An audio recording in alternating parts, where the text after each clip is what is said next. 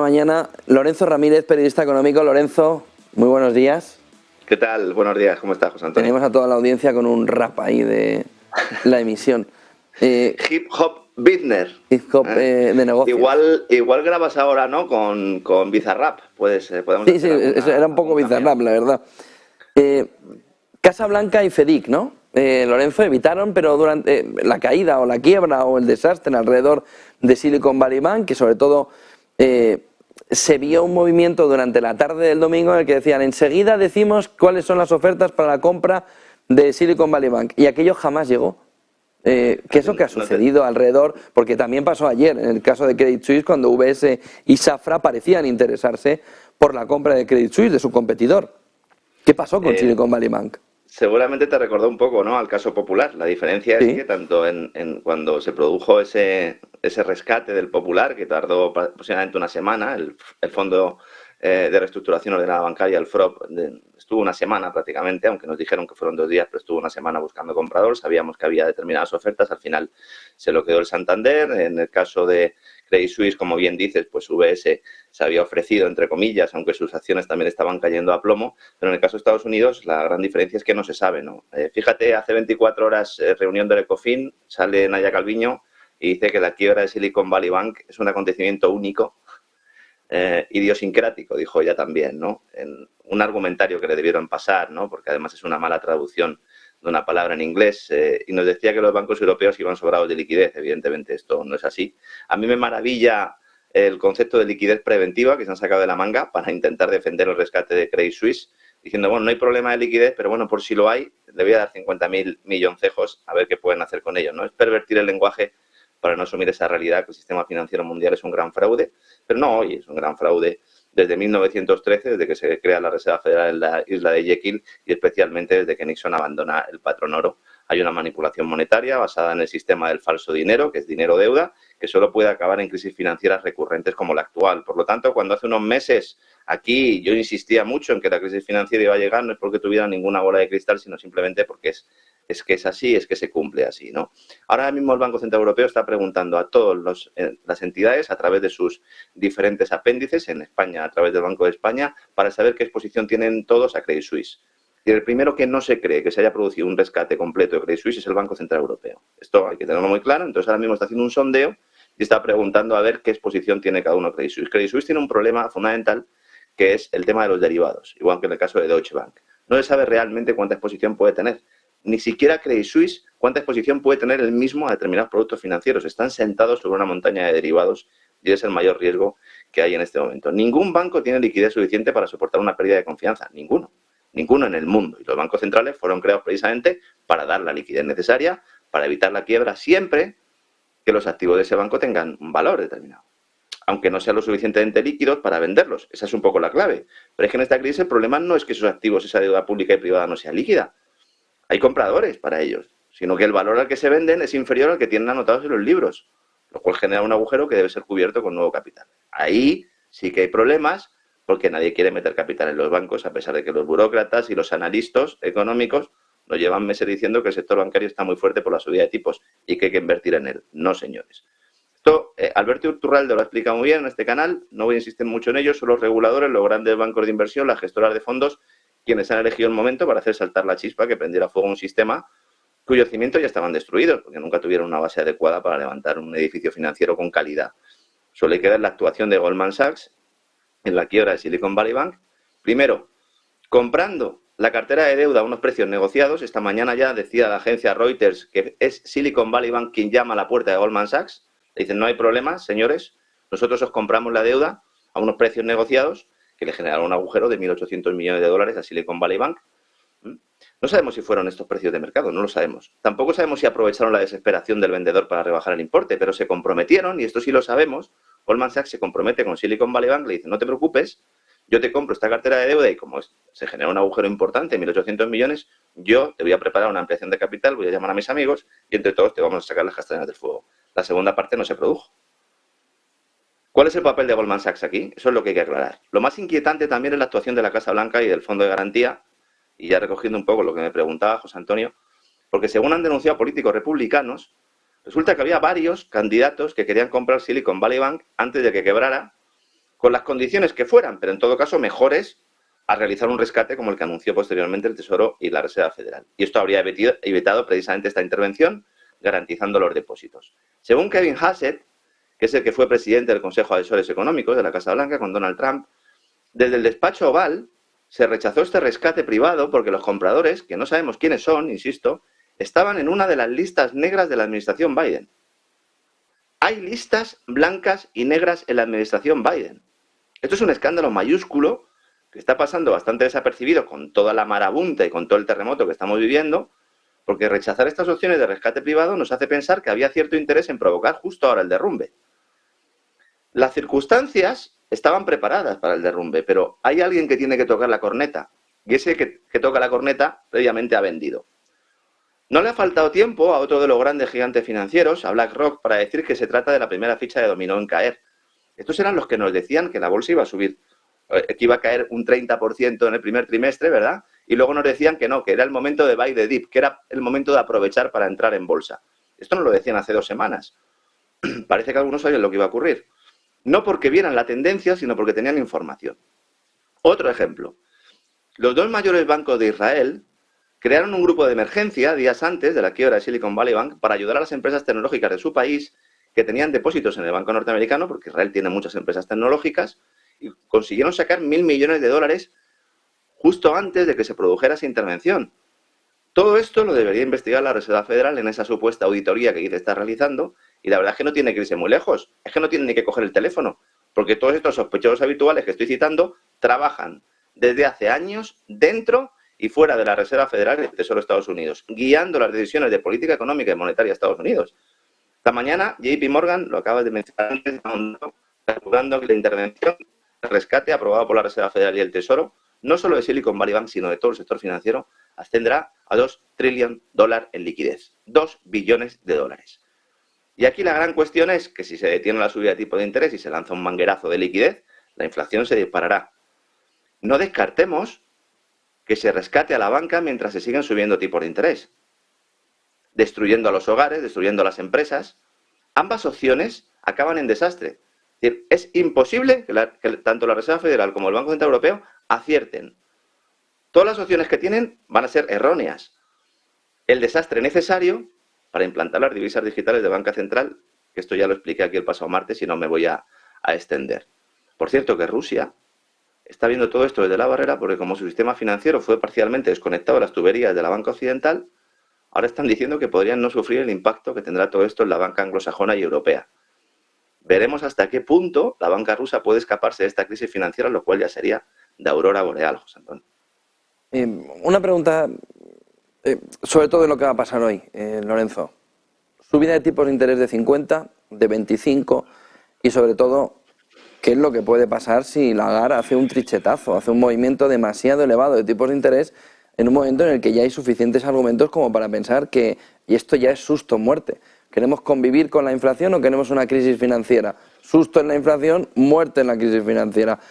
¿Qué crees que está ahora mismo haciendo el Banco Central Europeo en la deliberación? ¿Cómo crees que va a salir todo a partir de las 2 de la tarde?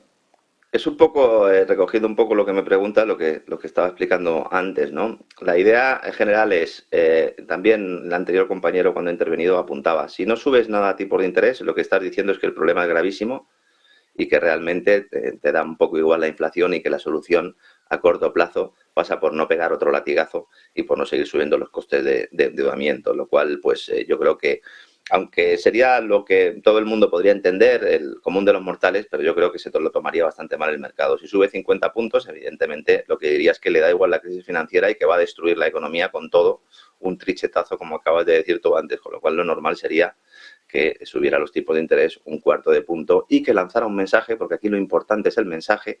Yo creo que más que nunca, que lanzara un mensaje diciendo que a partir de ahora pues a lo mejor sí que se puede producir esa pausa en la subida de tipo de interés. Es muy importante la reunión de hoy también porque en teoría se iban a facilitar previsiones. Han extendido tanto la presentación de las previsiones diciendo que en marzo darían las previsiones, que en marzo veríamos el data. Si lo hubieran hecho antes, ahora no tendrían el marrón que tienen, porque ahora encima tienen que presentar previsiones en un entorno de incertidumbre absoluta y total. Hasta el punto de que el propio Banco Central Europeo, como te comentaba antes, está sondeando el mercado para ver no solo la exposición que tienen los bancos a Credit Suisse, sino cuál puede ser el siguiente. Porque en toda crisis financiera, cuando se produce una caída, cuando se produce una intervención, barra quiebra, barra rescate, llámalo como quieras, está todo el mundo peinando el mercado a ver quién es el siguiente. Y veremos lo que sucede con Deutsche y veremos lo que sucede con otros grandes gigantes financieros. El Banco Central Europeo tiene un plan. Tiene varios planes, pero en el ámbito de la concentración bancaria, el Banco Central Europeo quiere que queden 3 o 4 bancos solo en la Unión Europea, en la eurozona, perdón. Y tiene un plan también, que es promover la unión bancaria. Y van a intentar aprovechar esta crisis para lanzar esta agenda. Entonces tendríamos, por un lado, el tema de las CBDCs, pero luego esa unión bancaria. Nos van a explicar que las regulaciones nacionales no sirven para nada, que hay que promover esa unión bancaria, que además hay que crear ese tesoro único europeo que muchos sueñan y que también se va a intentar poner en marcha en esta crisis. Y lo que hagan con los tipos de interés irá dirigido en esta línea. Yo no me atrevo a hacer predicciones, otras veces sí, sabes que además soy de los que me mojo, pero no sé realmente lo que va a hacer Christine Lagarde y creo que ahora, que son las 10:27 de la mañana, ya tampoco, José Antonio. Tenemos por otro lado en Estados Unidos cómo el Tesoro va acercando a la familia Biden. Se van a entregar los informes que implican al hijo y al hermano del presidente, precisamente en negocios oscuros. ¿Cómo puede afectar eso en la carrera presidencial hacia 2024? Claro, es que todo esto encima va trufado con esa carrera presidencial en 2024. Ahora ya parece que todo el mundo descuenta que se va a producir esa bajada de tipo de interés. Ayer en los swaps, ¿no?, de la Reserva Federal, los traders nos decían que se va a producir esa bajada de tipos, incluso de 100 puntos básicos en la segunda mitad de este año, lo cual dejaría el mercado pues preparado y el ámbito político para una reelección de Biden. El problema es que incluso en sus propias filas no confían mucho en él. Y esto que estás comentando es muy importante, aunque en España tampoco se esté hablando. El Tesoro está acercando a la familia Biden, se van a entregar unos informes que implican a Hunter, que implican también al hermano del presidente, en negocios que afectan a las relaciones de la familia en Ucrania y China.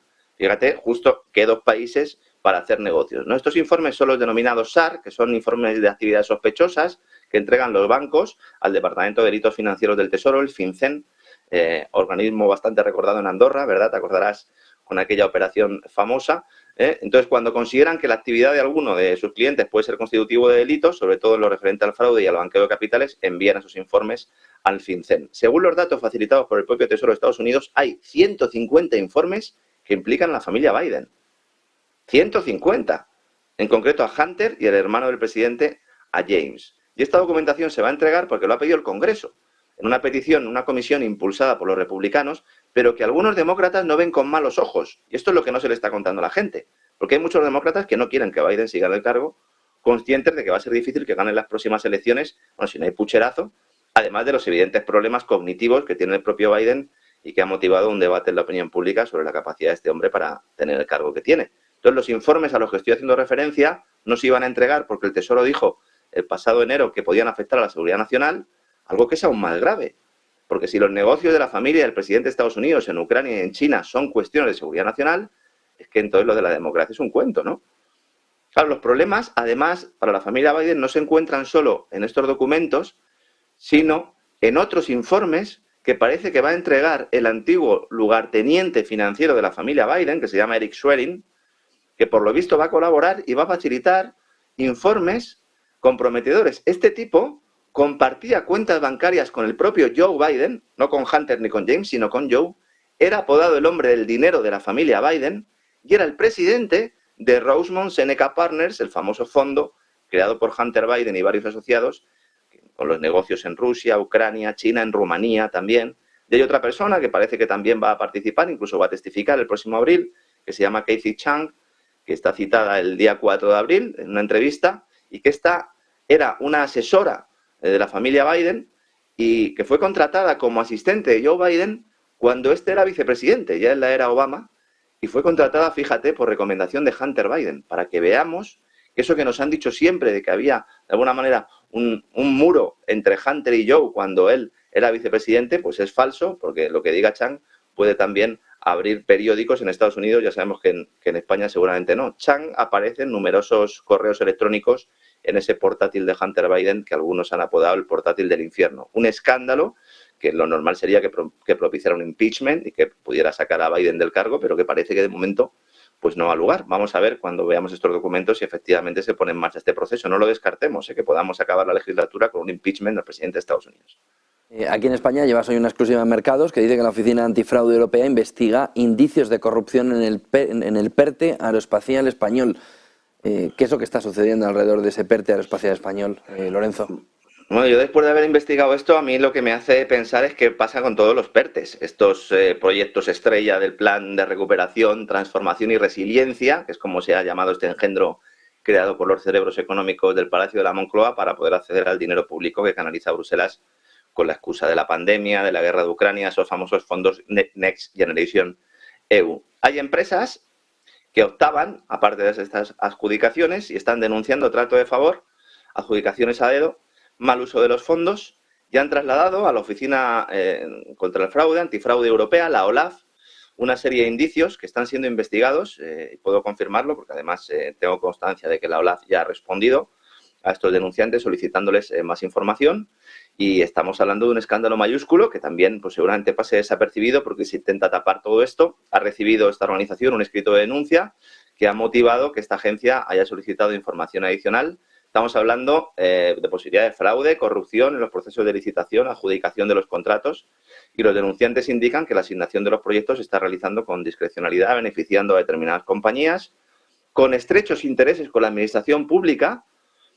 Recordemos que todo esto depende del Ministerio de Ciencia y Tecnología, aunque es transversal. Hay muchos ministerios implicados, lo cual pues es el perfecto caldo de cultivo, ¿verdad?, para que entre tú y yo al final el dinero se quede por el camino. En principio hay 4.500 millones de euros asignados con la excusa de impulsar la ciencia y la innovación en el ámbito aeroespacial.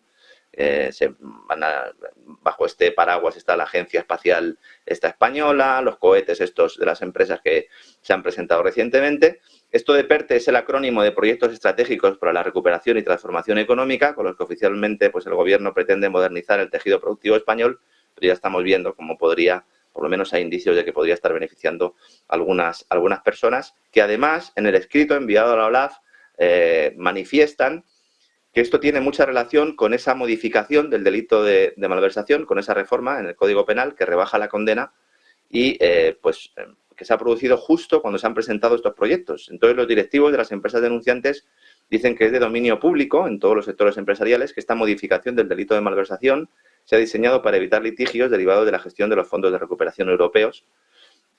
Ya no, como sabes, ya no se castiga la administración desleal, solo si el funcionario se queda dinero. Entonces, si canaliza a determinadas empresas y no se queda con el dinero, pues en principio la malversación no existe y parece ser, según nos confirman a nosotros las personas denunciantes, pues fue una condición necesaria para realizar estos PERTES al darse cuenta muchos técnicos de la administración, que al final son profesionales, del lío que se iba a organizar con la gestión de los fondos diseñados de antemano para que los proyectos pudieran beneficiar a entidades y organismos concretos. Esto, en teoría, lo tendrían que estar investigando las autoridades españolas, esto, en teoría, lo tendría que estar investigando la Comisión Nacional para los Mercados y la Competencia, pero, claro, de momento no tenemos constancia de que esto sea así y, sobre todo, hay una cosa también muy grave y es que en esto también tiene implicación el Centro para el Desarrollo Tecnológico y la Innovación, el CEDETI, que es una entidad pública empresarial dependiente del propio Ministerio de Ciencia e Innovación, el de Diana Morán, que podría estar recibiendo beneficios económicos directos de contratos asignados en el PERTE porque son accionistas de parte de estas empresas. Es decir, un escándalo mayúsculo que denunciamos hoy en el periódico y veremos si alguien toma cartas en el asunto o lo meten en un cajón y para adelante, José Antonio, porque como la cosa está muy mala, como los tipos están complicados y como hay crisis financiera, pues servirá para tapar todo lo que se pueda tapar, como sucede siempre. Aquí el presidente, aquí en España, te diría, Lorenzo, ¿de quién depende competencia? ¿De quién depende? ¿De quién depende? ¿No? ¿De quién depende? Si supiera la gente. Se resolvería rápido.